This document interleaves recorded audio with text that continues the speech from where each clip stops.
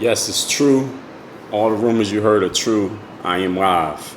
Dre Baldwin is live right now on Instagram, right now, live right now on Facebook, right now. Not now, but right now. We are live. So wherever you are, whatever you're doing, pause that, cancel it if you have to, reschedule, because we are live right now. And today we're going to talk a very important topic.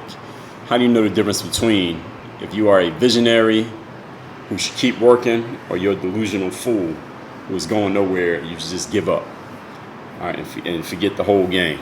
How do you know which one is? How do you know which category you are in? That's the topic here today. As y'all come in, tell me your names and locations. Rahman from Norway with the first comment. Congratulations. As y'all come in, tell me your names and locations. We're going to get into the proceedings in very short order. If you want to get my everyday masterclass, that is the pinned comment called Work on Your Game workonyourgameu.com. It's Work on Your Game University, where you get access to the game group membership. Your first 2 weeks are on me.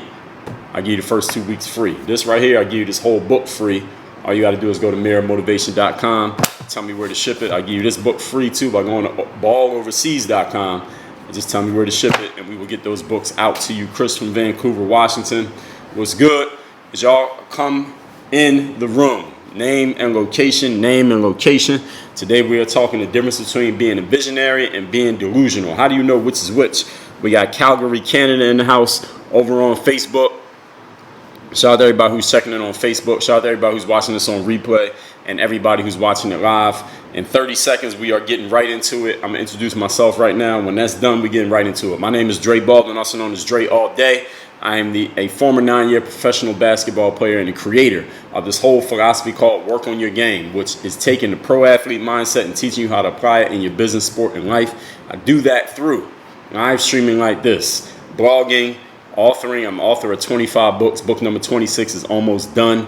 I have a daily podcast called Work on Your Game. I've done 4 TED Talks. I'm a keynote speaker, coach, consultant. I've created more content than any human being that you can name as far as original content. I'm not talking about repurposed content, but original content. I've created more of it than any human being that you can name. And this whole framework is based around discipline, confidence, mental toughness, and personal initiative. How you can use it in your sport, how you can use it in your life, how you can use it in your business. That's what my whole business is. So if anybody didn't know, now you know. Now, if you want to learn more about me, you can Google me. There's a whole lot more to the story than that. But just to keep it short, let's get right into the topic here today, because I told y'all we was going to get straight into the topic. So for the people who are watching this on replay, I want to make sure I ain't giving y'all 10 minutes of preview, then you ain't going to sit and watch through the whole thing. So the topic today is, how do you know whether you're a visionary or a delusional idiot? How do you know if you're a visionary person? Because sometimes people might ask, Dre, how do I know? Because right now I'm working on something. I'm working on my game. I'm following your principles. I'm following the Work on Your Game philosophy, and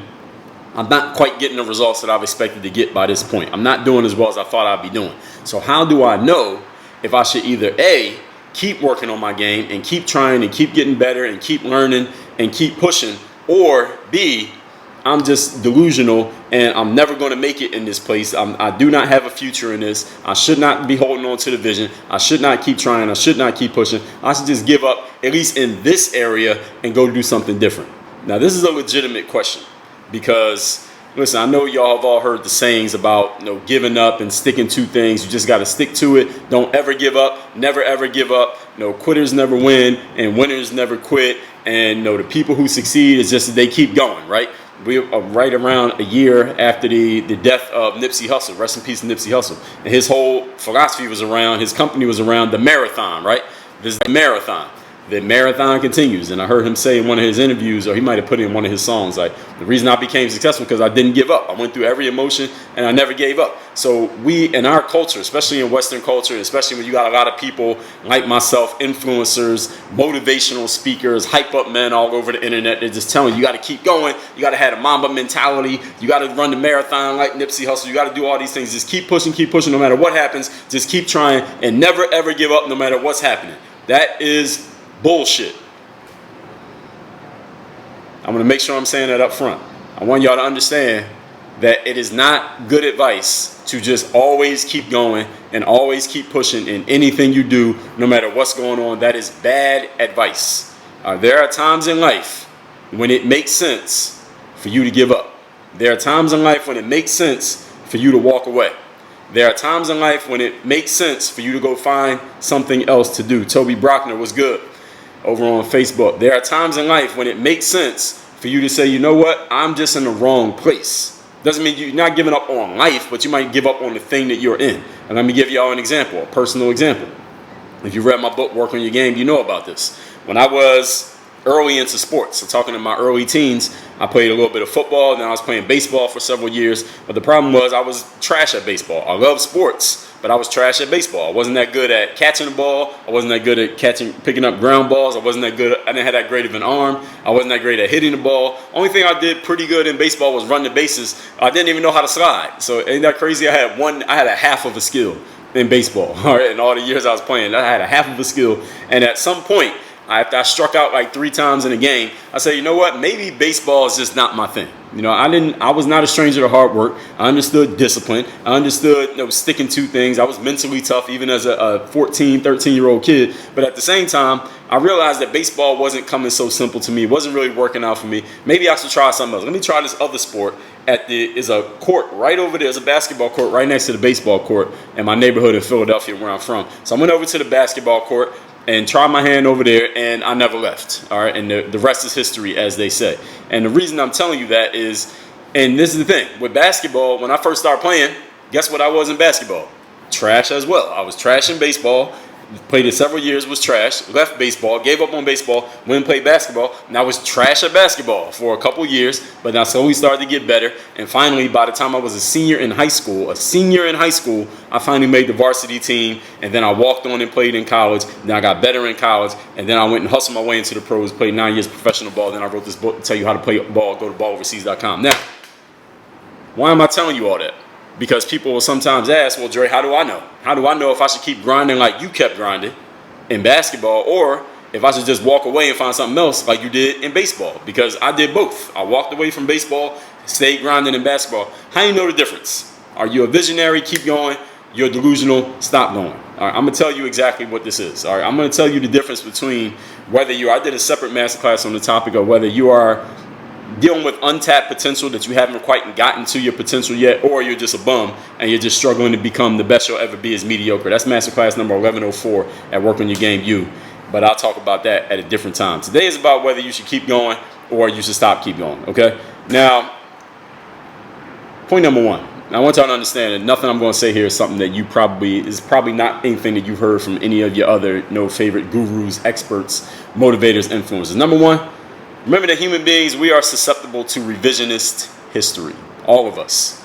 You know what revisionist history is?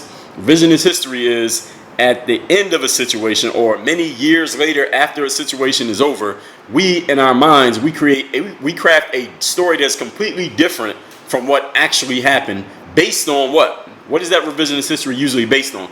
It's based on either the zeitgeist of the time or how we feel overall about that person or about that situation or about whatever ended up happening. Then we create this revisionist history in our minds to make it sound like it was something other than what it actually was. In other words, if somebody becomes wildly successful, all right, somebody becomes really successful and they have won all these things and they have a solid reputation, everybody kind of looks at them favorably, then we overlook all the inconsistencies in their stories. We overlook all their flaws. We overlook their slip-ups. We overlook the times that they messed up. We overlook the times when things didn't really go the right way, and we make this person seem like larger than life, like they never made a mistake.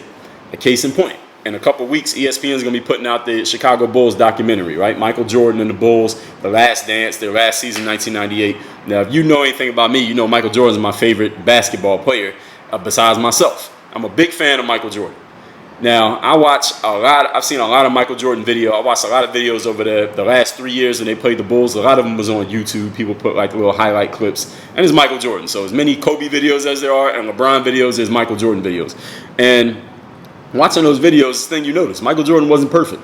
He had games where he was missing shots. There's one game they played in Miami Heat. He was 1 for 22, a playoff game. He was 1 for 22 going into the fourth quarter, and then he caught fire and he started killing. And they still ended up losing that game. But the point is, if you listen to people tell you about Michael Jordan, it make it seem like the guy never missed a shot. Like, he won every single game he played. He dominated everybody. He never got scored on. He never got crossed over. Never got dunked on. Never had a bad game. Never messed up. Just everything about this guy was perfect. You just need to be like Michael Jordan and your life will be perfect. That wasn't actually the case with Jordan. But the thing is, because he was so successful, he won all those championships. He was undefeated in the finals. He scored all those points. He got the crying meme that everybody knows about. He got the sneakers that everybody buys.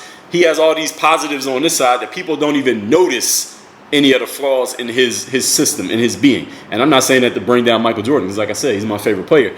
What I'm saying is, the story on Michael Jordan is none of the things that I mentioned, that he missed shots, that he had turnovers, that sometimes he would travel when they wouldn't call it. You go watch the video and you can see it. I would watch it like, yo, he just traveled, they didn't call that.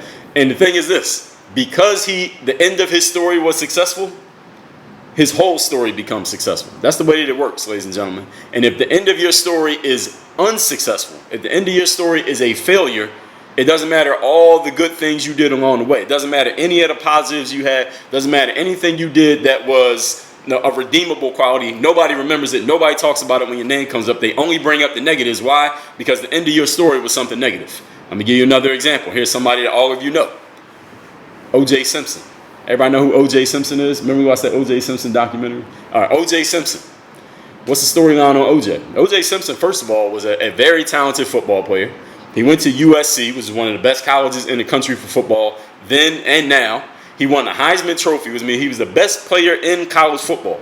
He went to the NFL and was with the best player on his team in the NFL. He was an all-pro in the NFL. I mean, he was one of the best football players in the world, one of the best 25 football players in the whole world.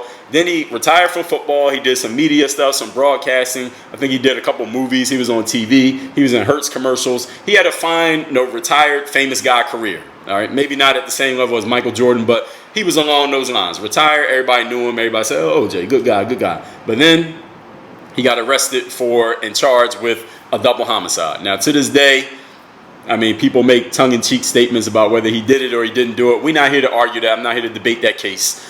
But the thing is this, when OJ's name comes up, do people talk about those things? Do people talk about his Heisman Trophy, or that he ran all these yards in the NFL, or that he was a great pitch man, or that he was a successful college football player, or that he had a successful career as a professional athlete, something that fewer than 1% of people ever do? Do anybody ever bring that up when OJ Simpson's name comes up? No. What do people bring up? You're a murderer. You're sick. I would never deal with this guy. People got all kinds of crazy stuff to say about O.J. Simpson. And again, I'm not even asking you to tell me what you think. But the thing is this. Because his story ended a certain way, he's not even dead. But because his story, the biggest thing in his story was that he got that charge, then he was out, then he wrote a book, said, if I did it, here's how I would do it, which is one of the most ridiculous things I've ever seen. That was hilarious in a negative way, I guess you could say. Why would you write a book? Anyway. Then he went to jail for, burglary, when he broke in somebody's hotel room trying to steal memorabilia. Went to prison for a long time, finally got out. And now, when OJ tweets something, I'm just looking at it, and it's like surreal looking at this guy. And all the other fly stuff that he did, all the positive things that he did, got erased. Nobody brings any of it up.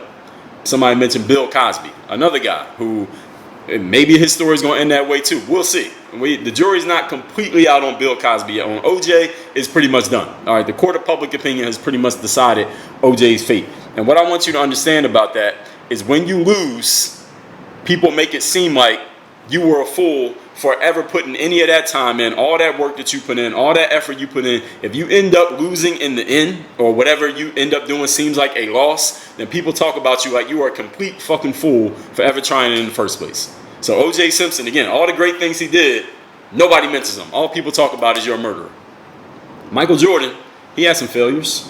I mean, he was a gambler. He lost like millions of dollars gambling golf, and he's not even a good golfer. I was reading his book, one of the books about Michael Jordan, not his book, one of the books about Jordan, talking about how he was just this chase better and how he would lose all his money gambling because he just couldn't stop himself from getting into competitions. He was not perfect, and I'm a Jordan fan. But because the ending of his story was successful, what do they say?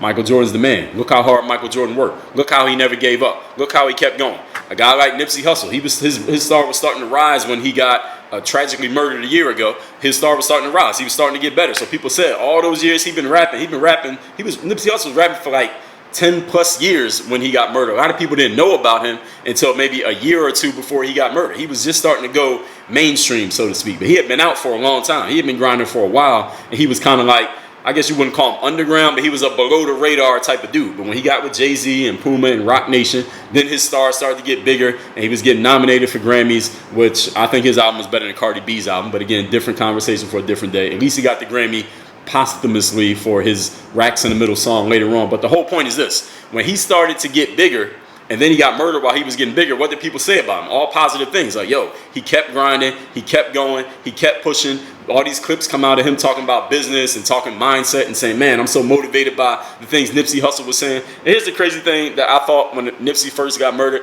Most of the people talking Nipsey Hussle this, Nipsey that, wasn't even listening to his music until he got killed. Honestly. And that's no disrespect to his legacy. I was listening to him starting around 2013, but he was out before that. When I started listening to him, he already had like 8 albums. And I was like, yo, I never even heard of this dude, but I like him. And a lot of people started listening to him the day after he got shot. And I'm saying all that to say this: because his story was on its way up, he was in his ascending action and looking good and in a positive light. Everybody talks about the marathon, and you got to keep going, and you got to keep pushing. And they defy him for doing good things, for being smart about it. But had he been going down like OJ, people would have said he's a fool. Same thing with me. I started playing ball at age 14, right? At age 14, I was trash in ball. I was trash at 15. I started to be okay. I was like mediocre by 16. I started to become halfway good by 17. I was good by age 18. Now, let's say I didn't make my high school team my senior year when I was 17, 18. I turned 18 during my senior year. Let's say I didn't make that team. And then I went to college and tried to walk on, and I didn't make that team. And then I just stopped playing basketball. What would people say about my time playing basketball? They would have said, yo, you wasted your time. You spent all that time working on your game, all those hours on the court, doing all those drills, taking all those shots, doing all that dribbling, trying to dunk and all that, Dre, for what? What'd you get out of it? You got absolutely nothing out of it. That was a waste of time. You're a dummy. You should have quit basketball when you were 15 instead of waiting until you were 22 to quit. You should have quit way back then because I knew you weren't going to do anything in basketball, Dre. I knew that when you were 14. You took you till 22 to figure it out. You dummy. Why'd you keep going? But what did happen? What happened is I finally made the team as a senior, didn't do anything, sat on the bench, walked on in college, and was okay my freshman year, got recruited to another school, did a little bit better, eventually became a professional athlete, went and had a career playing basketball overseas, wrote a book about playing ball overseas, made a whole philosophy and framework around the fact that what's work on your game all about? The fact that I started at zero, started from the bottom, now we're here. Like Drake said, started from the bottom, kept grinding, kept hustling, stayed disciplined, stayed confident, stayed mentally tough, eventually reached a positive ending. So now anybody who hears my story, they're like, wow, that's amazing. You kept going. Most people would have quit. Most people would have given up. Man, that's the definition of mental toughness. The only reason the story can be looked at in that positive light is because I reached a successful point at the end of the story. Had I not reached that success at the end, even if I did all the same work, what if I had kept working on my game for years, didn't make high school, tried to walk on in college, didn't make it, tried to play pro, didn't make it, but I did all the same work. I did all those same drills y'all seen on YouTube, talked all the same stuff that I'm talking right now, but I didn't have the success behind it. You wouldn't be listening to me right now. You wouldn't give any credibility to anything that I'm saying, even though I did the exact same things. So the point that I'm making here is this: when you reach a successful conclusion, all your hard work becomes a success story. Like, man, look at what this guy did. You become an inspiration to a whole generation of people. Like, man, you got to do what he did. He just kept working. He just kept grinding. He just kept going. And look how he reached success. If the ending of your story is a failure and you do not reach success at the end of your story, then revisionist history says what? You are a delusional fool who kept trying for something that had no chance of becoming a success. If it becomes a success, you are a visionary leader you saw something that nobody else saw, and you just made it happen. You had a vision in your mind, and you made it real. You just kept going. You had the mama mentality. Nobody could stop you. The only difference between the two is whether you become successful in the end. So if you want to know, I'm giving you the lead right here. If you want to know whether you are a visionary or a delusional fool, it depends how you end up. Depends on when you cross the finish line, or if you cross the finish line. So how do you play your part to actually control this outcome? That was just point number one for those of y'all who are listening. Point number two, we're talking today whether you're a visionary or delusional. Number two, you got to check your ingredients. All right. The thing is, in life, a lot of people will tell you, especially these influencers and motivators or whatever category you want to put these people in, maybe that you even put me in, is people will tell you a whole lot about hard work, right? You got to work hard. I mean, my whole brand is called Work on Your Game, for crying out loud, right? People tell you about working hard, grinding, team no sleep, persistence, never give up, the marathon. Here's the thing. There are some elements in life that are more important than hard work. You see, hard work is like this. I'm going to give you all a metaphor. Everybody here has had cake before, like a cake that you got to bake in the oven. Even if you didn't make it, you understand what a cake is, right? Hard work is like an oven. All right, everybody here knows what an oven is. I'm not going over anybody's head right now, am I? Facebook, Instagram, no? All right, good. Hard work is like an oven, all right? Now, if you want to bake a cake, do you need an oven? And bake the cake that comes out, that's your success, okay? Hard work's the oven, the cake is success. Now, do you need an oven to bake a cake? Yes, you do. You need an oven to bake the cake. However, if all you have is an oven, will that produce a cake?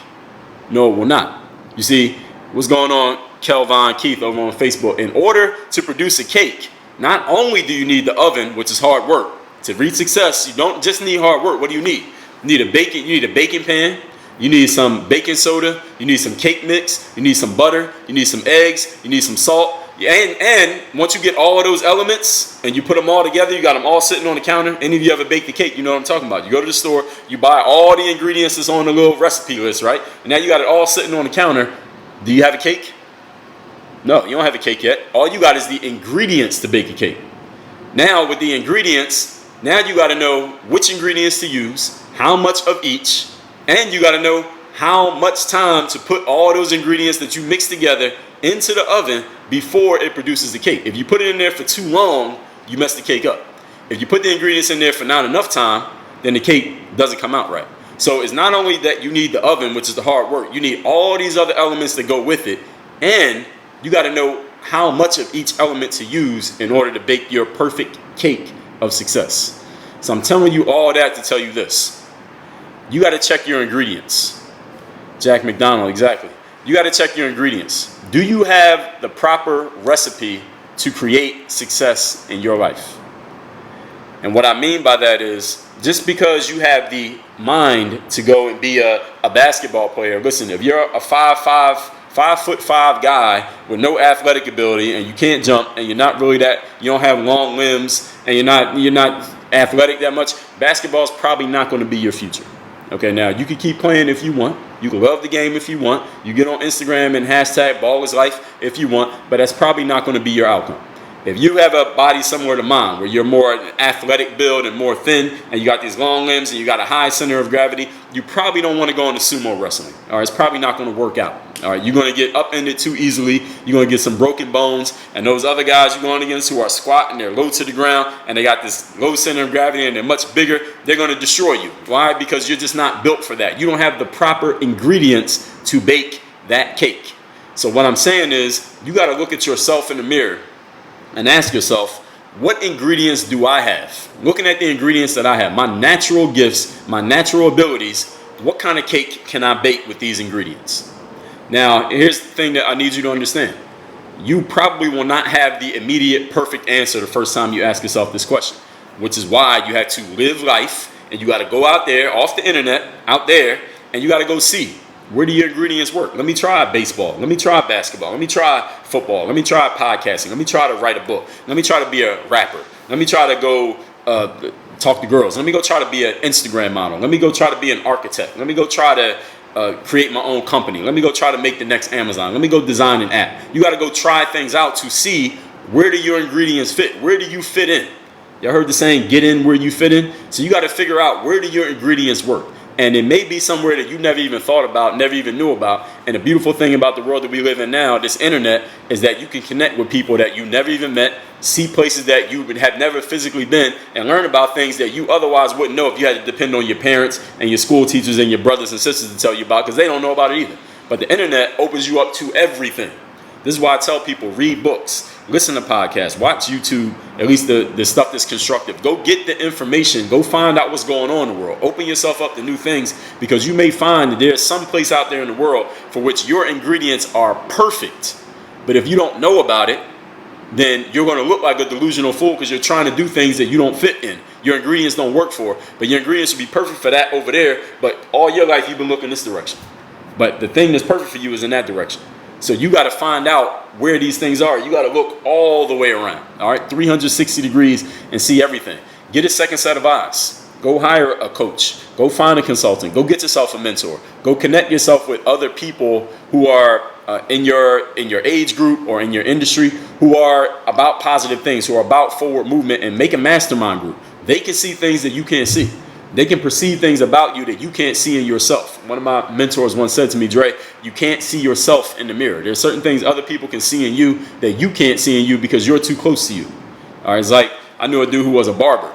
And he was like, yo, you can't cut your own hair. All right, somebody else got to cut your hair because you can't get all the angles by yourself. You got to let somebody else get the angles. And it's the same thing for you. That's a metaphor, the barber thing. It's the same thing for you. Go find people who can see things that you can't see. Some smart people, people who are going somewhere, who will be able to point out things in you that you don't know. And they have experiences that you don't have. So they can put you on to stuff that you otherwise wouldn't know about because you only got two eyes. You only be in one place at a time. But let's say it was two of you.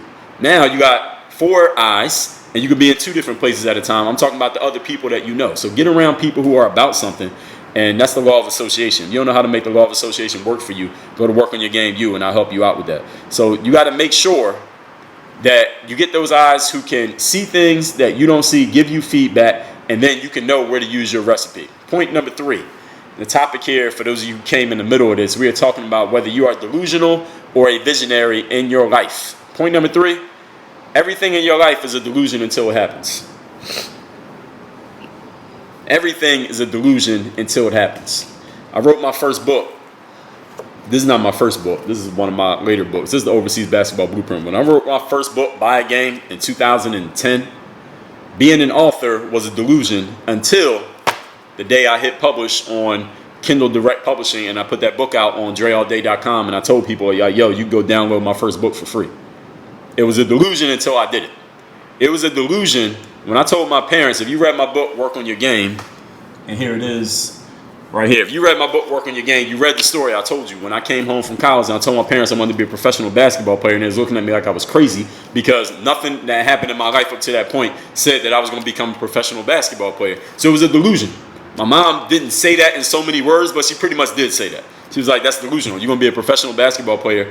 You barely made the team in high school. You didn't play on any of the local teams growing up because you kept getting cut. You went to a D3 school, didn't even play your senior year. Now you don't have no process. She asked me, do you have any prospects? You got an agent? You got a team you're talking to? Do you have any job offers to be a pro basketball player? And she doesn't know nothing about pro basketball. So when I said it, she just started asking me these questions, just logical questions that anybody would ask. Do you have a job offer? Do you have a prospect? Do you have a plan? No, no, and no. So she was like, that's crazy. It was a delusional plan that I was going to become a professional basketball player. And she was right. And I said that in my book. She was absolutely logically and realistically correct that it was a complete delusion for me to say I was going to become a pro basketball player given where I was at that time. So I didn't argue with her. That's one reason why I didn't argue with her, but there were other reasons. I didn't argue with her about it. I didn't try to convince her. All I did was say, I just shut the hell up. I went and got me a regular job, saved up my money, kept working on my game on the side of my job. And then the next year, I went to an exposure camp. I did my thing. I got me the video. I got me an agent, and I got me a deal. And when I signed that contract and I got on that plane and flew across that water to Europe, then I became a visionary.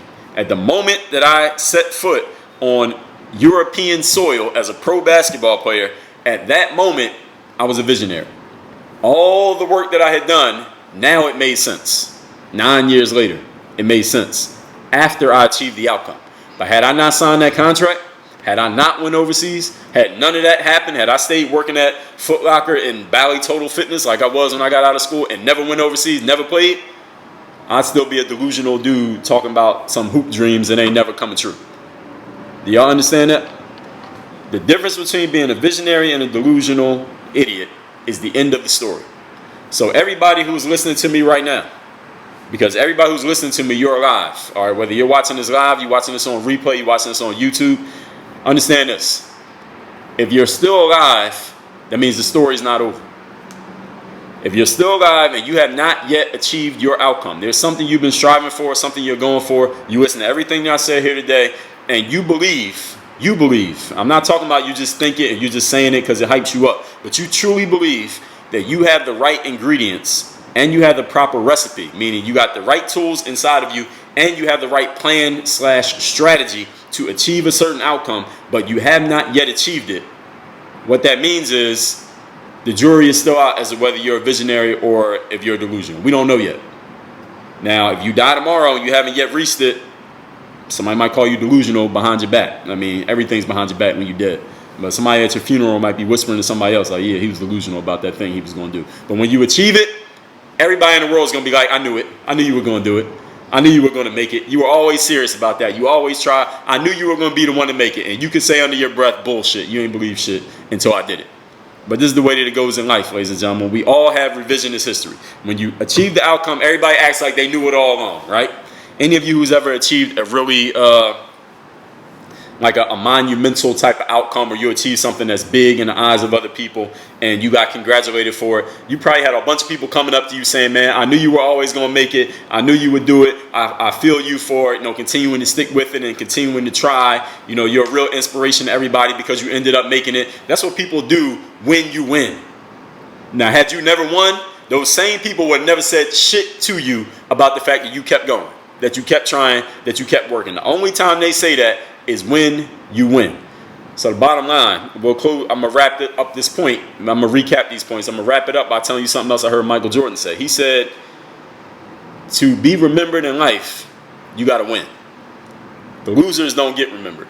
The winners are the ones who get remembered. And the winners, any of you who knows anything about history, the winners, they're the people who write history books. All right, so when you read history textbooks, or you listen to stories about ancient history with people who are nobody's still alive from those days, all right, that's probably not the actual factual story of what happened. The story of what happened is written by the people who survived to tell the story. See, the people who got killed, the people who died, they don't get to tell you their side of the story. All right, you only hear the side of the people who won. So for you, if you want to write your story and you want your story to sound the way you want it to sound, you want to make sure you get in all the parts that you want people to know about 100, 500 years from now, if we still have humans, if we still have the earth, if the sun hasn't swallowed us whole, all right, you got to win. You got to succeed. You got to achieve your outcome. All right, you can not just try hard, not just work, not just hashtag, not just Mamba mentality. You got to actually achieve the outcome. When you achieve the outcome, you write your own story. When you don't achieve your outcome, somebody else is going to write your story. And it's probably not going to be the story that you want to be told. Everybody got that?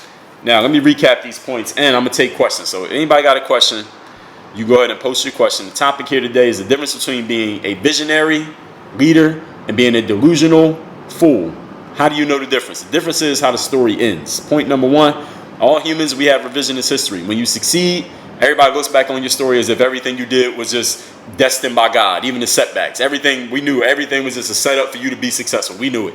But when you lose, people erase all the good stuff you did, all the positive you did get erased and forgotten, and all people talk about is the fact that you lost. That is the way it works in life. You can be mad at it, but don't hate the players, hate the game. Point number two, have you checked your ingredients? You got to look at your natural abilities and inclinations and ask yourself, do I have the right ingredients in order to mix up everything necessary in this recipe to produce this outcome? Hard work is not the key to success. Hard work is an element in success, the same way that an oven is an element in baking a cake. Without the recipe and without the ingredients, you will not bake a cake. Hard work alone will not make you successful. You got to make sure you're working hard on the right things. And point number three, everything's a delusion until it happens. Then it becomes a vision because it happened. If it doesn't happen, it will always be a delusion. When it happens, everybody's going to act like they always knew it. If it doesn't happen, nobody's going to say a damn thing to you, and you will forever be remembered as a person who did not achieve their outcome. Now, if anybody got a question, you can go ahead and post it in the comments. I'm going to scroll through and see what we got. Those of you who are noticing that pinned comment, that's Work on Your Game U. That is my membership site called The Game Group. Your first 2 weeks, 14 days in the Game Group are completely free. You get in there right now, you get access to the master classes that I do every day. If you like what you just heard, understand that I do this every single day. Audio version, podcast, Spotify, Apple Podcasts, but you don't get the full version on those. If you want the full version of everything I've ever put out, I have over 1,400 master classes that are just like what you just listened to. Go to workonyourgameu.com. You get this book for free, The Mirror Motivation, by going to mirrormotivation.com. I'll talk about my other books if there's a question around it that I need to address as I go through these comments. So everybody on Facebook who has been watching. I appreciate you. Somebody asked me, are you still trying for that dream? What dream are you talking about? Jack McDonald said, that dream. What dream? I don't really deal in dreams. I really deal in goals and plans and strategies. But I get the point what you're saying. But I don't know exactly what you're referring to. So if you tell me, I'll answer the question. Ramon says, is your book about overseas, everything I need to know before going overseas? The 46 Things is a download that you can get right now, everything you need to know before going overseas. The Overseas Basketball Blueprint is the guidebook to everything you need to do to play overseas. Two different things. This is the Overseas Basketball Blueprint. You get this at balloverseas.com. The download, 46 Things you need to know before going overseas, you can get that at balloverseas.com/46. The number's 46. Two different things. So you need both of them, is what you need to answer your question. Get them both. All right, let's see what we got here. 092 Floss, I appreciate you. Vinyasanet, what's good? Somebody asked pre-recorded. I don't know what that means. This is a live stream, so you can't pre-record a live stream. iHoop401, what up? N. Simon says, where can you get Work on Your Game gear? You get it at workonmygame.com. Scroll to the bottom. That's where all the merch is at. Workonmygame.com. Jack McConnell said, basketball, I meant. Jack, I stopped playing pro basketball in 2015. You got to catch up, man. I don't know where you've been. I stopped playing pro ball 5 years ago. Since then, I've been doing all this other stuff that I've been talking about. So that's workonmygame.com to get the merch. Walker Ain't a Ranger. What's good? Rahman said, I didn't get your first point. Go to Work on Your Game You can get all these master classes recorded so you can listen to them over and over and over again. You only have to remember everything that I said. Matthias says, same with Bill Cosby. Yeah, well, I guess so. Let's see. Rahman says, how can you know all this? Experience. I get out here and do it every day. You see me live streaming every day, don't you? I told you how many pieces of content I made. I told you how many books I have written. I'm working on book number 26 right now. I'm not going to tell you the name of it, but the writing is done. The design is pretty much done. But when it's ready, I'll tell you about it. Probably be within the next week. But the reason why I know the things that I know, I'm able to share the things that I share, number one, because I'm out here experiencing things. Number two, I consider the things I experience. And number three, I get on this camera or on the mic or on the video, and I actually do it. I put this stuff out there. I put myself out there. So I get better at it because I do it over and over and over again. Every single day for the last 15 years. And that's just a fact. Chris says, most Jordan fans don't mention him finishing his career with the Wizards. Exactly. Neither do I. I don't mention that either. But Michael Jordan was still nice with the Wizards. He's averaging 20 points a game. He couldn't really move like that. He couldn't jump like that. There's a book there that's called When Nothing Else Matters. Somebody followed him around when he was with the Wizards and wrote about it. And you can see, if you read that book, you'll learn a lot about what was going on at that time. That's called When Nothing Else Matters. That's the name of that book. It's by Michael Leahy. It's about Michael Jordan. Nick Calderon says, hard work does not beat talent. Well, it depends on the depends on the gap in talent. But in general, yeah, I've made master classes about that exact topic. I appreciate you, Rahman. Matthias said, I started all my life, and now I'm a music teacher and an online coach, so I'm changing my ingredients. Exactly. You can add ingredients to your game. That's a good point. You can always add ingredients. Go read a book. Go learn from somebody else. Go practice enough, and you can add ingredients to your game. When you first start playing a sport, you probably are not good at it, but if you keep working on it, you can add the ingredients and you can become good. Young Portia, what's good? Jacques MSG, what up?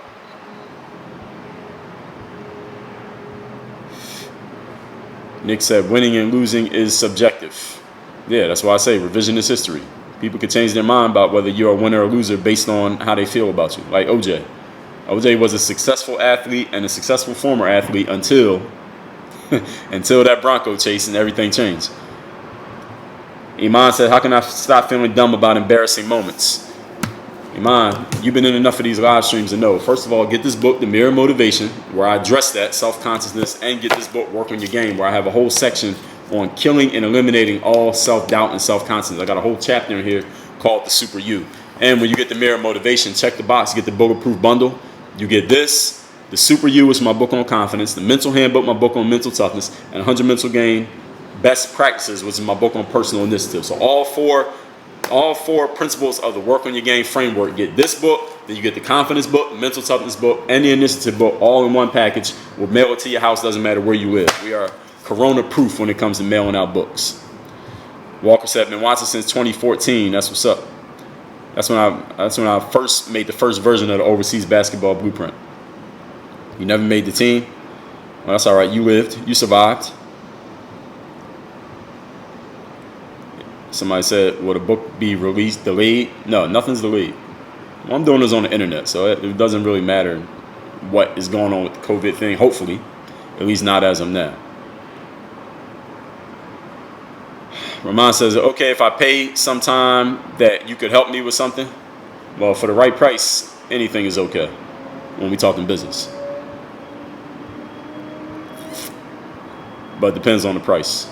So I would suggest, the first thing I suggest you do, if you're talking about basketball, if you're talking basketball, I suggest you go to hoophandbook.com. Take a look at the programs that we have there, because it'd be much easier and quicker for you to get one of my programs and start using it on your own time rather than try to get on my schedule, because I got other things going on. As I told you, I'm working on book number 26 right now. I'm doing these live streams every day. I got things going on, so I might not always be available for your personal needs. But my programs are. That's why I make programs. That's why I make videos. That's why I do lives. That's why I do these things, so that people can still learn from me, even if I'm not available to talk to you personally. You can still learn from me.